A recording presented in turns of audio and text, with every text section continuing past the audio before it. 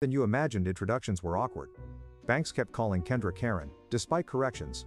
Irene couldn't stop crying whenever she looked at the kids, which was freaking Marcus out. Alan and Poppy were the least awful, making actual efforts at normal conversation. Though, Alan kept dropping hints about family helping family after dinner.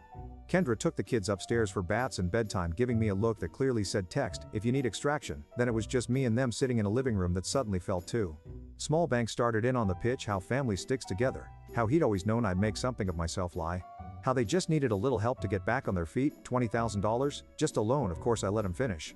Then I asked him if he remembered what he said to me. On my 18th birthday he looked blank.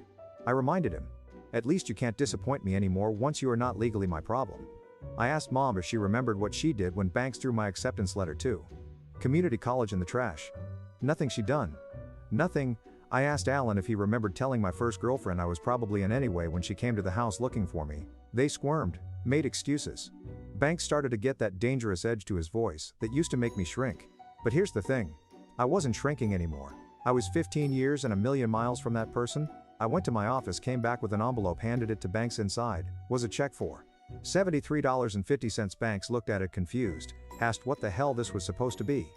I told him in $2010 that was exactly what a Greyhound ticket from Grand Junction to our hometown would have cost, the exact amount it would have taken for me to make it back home from where they abandoned me. The silence was absolute.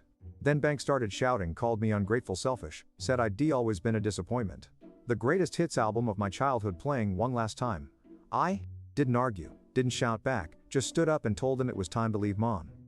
Tried a different approach. Tears. Guilt. How could I do this to family? Alan went cold.